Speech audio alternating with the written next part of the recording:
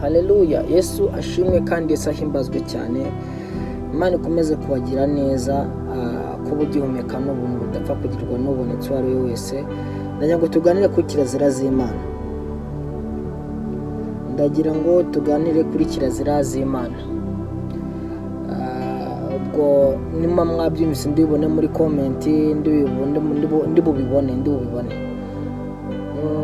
Kirazira kuba wajya mu nzu y'Imana. Kirazira kuba wajya mu nzu y'Imana. Kirazira kuba wasenga.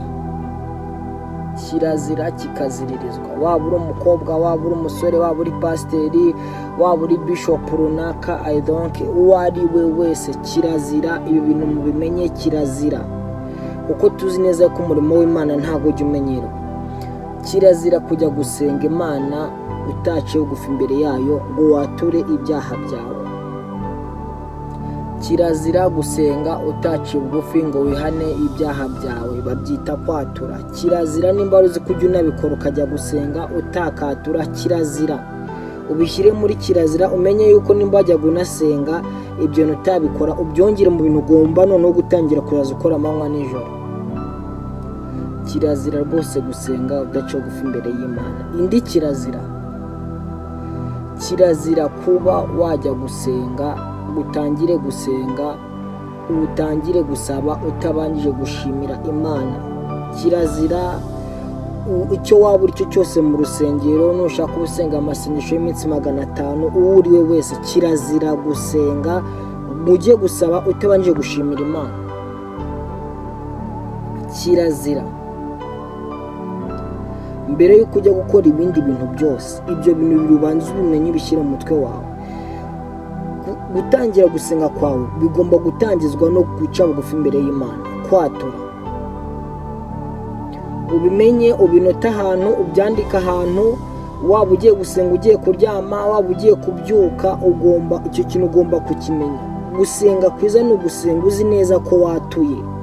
Wabwiye ngo Mana umbabarire ibi ngibi na biriya, ukagomba kubimenya, ukabyakira mu mutima wawe. Izo ni kirazira n'uruhinja rugomba kumenya, n'umubyeyi agomba kwigisha umwana we, no muri Sunday school bagomba kujya bigisha abana. Kirazira kujya gutangira gusenga utangiye gusaba Imana imbabazi. Kirazira kujya gusaba Imana utabanje kwishimira imirimo n'ibitangaza yagukoreye. Izo ni kirazira mugomba kumenya, mukazishyira mu mitima yanyu rwose. Imana ikomeze kuganza mu mutima wanyu. Hari n'izindi kirazira, muraza kumfasha muzandike muri comment kugira ngo bigende bitworohera. Hari ibintu abantu bafashe babifata nk'ibintu by'imikino, bumva aho gusenga no kugenda ugapfuka mugasenga, kandi waratukanye, warabeshye, Imana gukorera n'ibitangaza, ariko ibyo ntabyo uri kureba, uri kwita ku gusaba gusa. Hari kirazira nyinshi zo mu rusengero, muraza kumfasha mubyandike muri comment. Kuri YouTube twitwa Voice of Hope, kuri Instagram ni Voice of Hope, kuri TikTok ni Voice of Hope. Ubuntu bw'Imana bwanze mu mitima yanyu mu izina rya Yesu. God bless you.